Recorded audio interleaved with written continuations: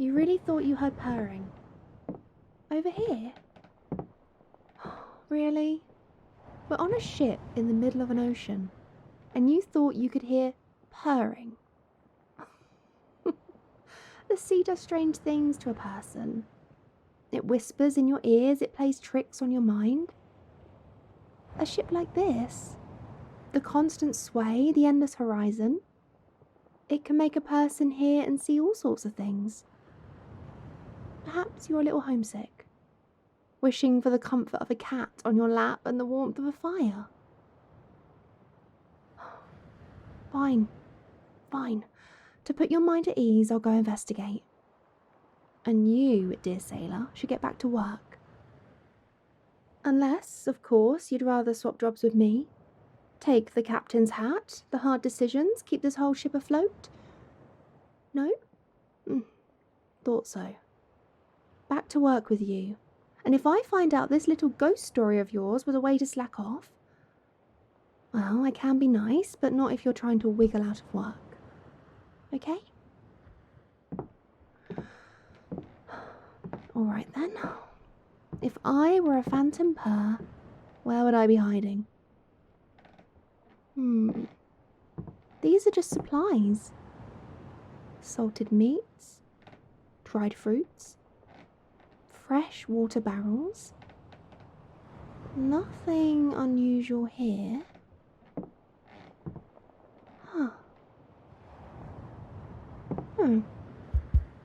Well, that's certainly not the sound of salted meats.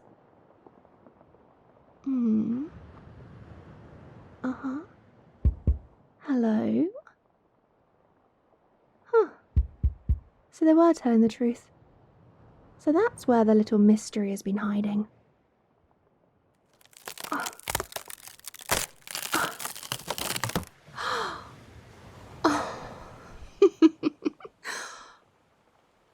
Well, what do we have here? Oh, you poor little thing. You've been in here since we set sail, haven't you? A Neko on my ship. I never. You must be absolutely starving.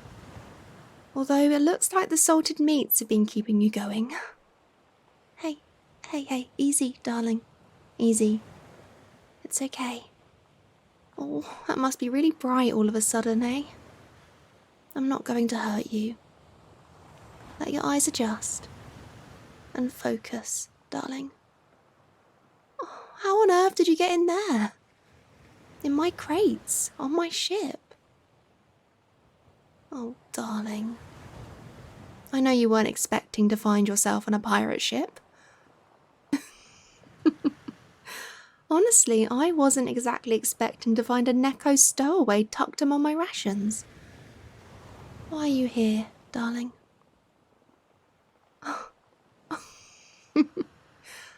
Really? You thought this was a fishing boat? Oh, my dear little thing. Wherever did you get that idea from? I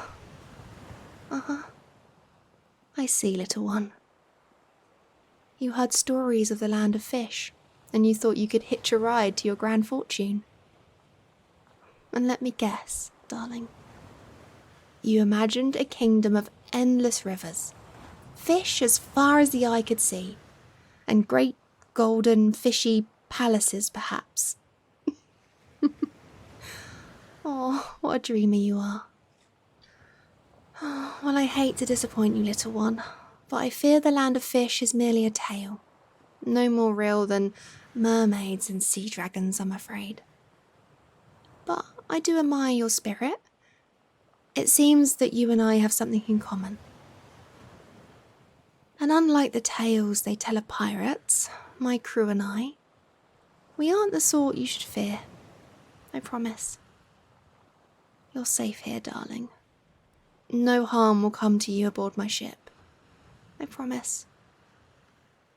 Now, darling, you've been here for days. You need some fresh water. You must be so thirsty. Good thing I have a bowl right here. Forgive me, I'm not entirely sure how Nekos like to drink. But here, darling, drink slowly. There's plenty more where that came from. That's it. Don't worry about the rations. You're not in trouble. Don't tell anyone, but I always pack extra, just in case. There. Is that better? Oh, good. Oh, and as for that little belly of yours, here, I always keep a few treats on me. You never know when you need a snack, right? They're simple, I'm sorry. Just biscuits with honey and dried fruit. But they should be well enough for now, to fill that hungry little tummy of yours. There we go. Much better. Oh, you're so precious. Hey, I won't hurt you. It's okay. Oh, there it is. Now that is proper purring. You Nekos are simple creatures, aren't you?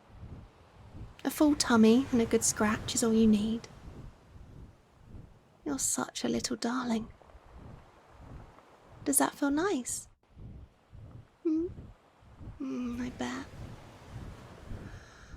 Oh, you are a brave little thing, aren't you? It must have been absolutely terrifying in there, darling. You must have been so scared. Wondering if anyone would ever find you, or if you'd be trapped in that little wooden box.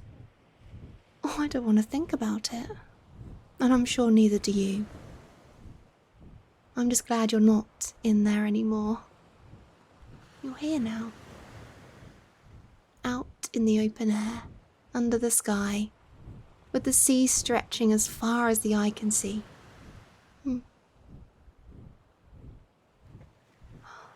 You know, I think you and I are quite alike.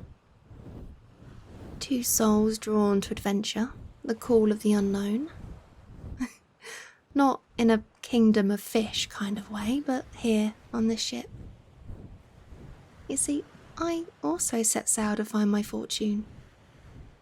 To seek out something more than the life I was given. I always felt that I was never meant for land. It always felt small. You know, crowded. I'd look out over the horizon and see the ships coming and going. It felt like the world was out there, not locked up in a house where everyone's telling you what to do, who to be, what to wear, what to say. The sea, that doesn't care where you come from, or what family you're born into. It doesn't tell you what you can or can't be. It just calls you. That's why I left. I didn't set sail alone, though. It took me a while to find a crew that would stick by me. Good, honest people. But I did find them. You know, some of the best pirates I've met aren't like the stories. They're not all bloodthirsty or greedy. They're just people. People who long for adventure. For something more. You're like my crew. I'll introduce you to them shortly. You've already met me. I'm Captain Amelia. Not a title I like to throw around much, but it does come with a bit of authority now and then. You're not required to bow or salute me, darling. You're free here. But then there's Caleb. He used to be a fisherman. I think you two will become friends fast. He spent his days hauling in nets, selling the catch. Now he's our navigator. Not because he's got a thirst for treasure, but because he's got a love for the sea. It's his true home. He's the one that heard your purrs. He'll be very thankful to know he's not going mad. And then there's Alex, the quiet one. They used to work on a farm, but the land never made much sense to them, so they found peace with us, on the water. They're our cook. Best meals in the entire sea, I swear. And then there's Beatrice, an old friend of mine. She was supposed to be married off to some lord, but the poor man didn't know what to do with a woman like her. She's too fierce. She joined the crew when she ran away, and she's been our first mate ever since. We're not like other pirates. We didn't come together because we're chasing gold or fame. We came together because we needed something that land couldn't give us. Something the sea could offer that was ours and ours alone. You know, some people call the sea lonely. They say it's vast, empty, dangerous. But I never saw it that way. The sea is free. There's no walls, no boundaries. Just endless horizons calling your name. And if you're brave enough to chase them, to follow them, they'll carry you to places that you never dreamed of. I suppose you know that feeling, don't you? Sneaking onto a ship in search of the land of fish of all things. I'm glad I found you, little kitty. Now, it will be a few more days until we reach the next port. I can let you off there, if that's what you want. But you could also stay.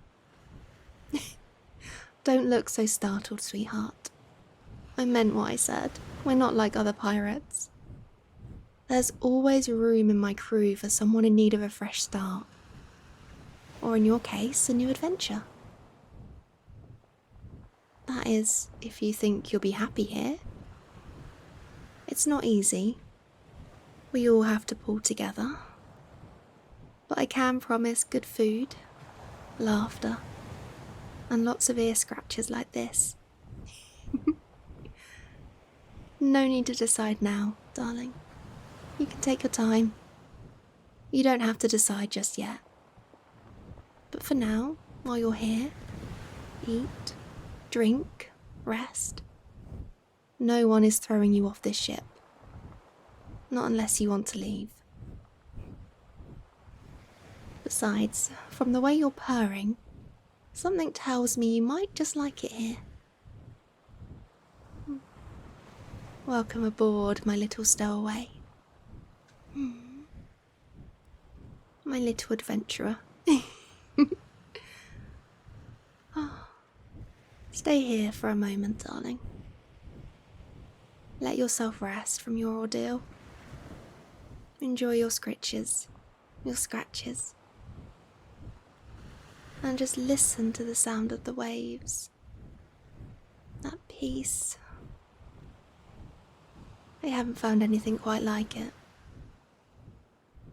The sounds of the waves always relax me. The gentle swaying back and forth. You're safe here, little kitty.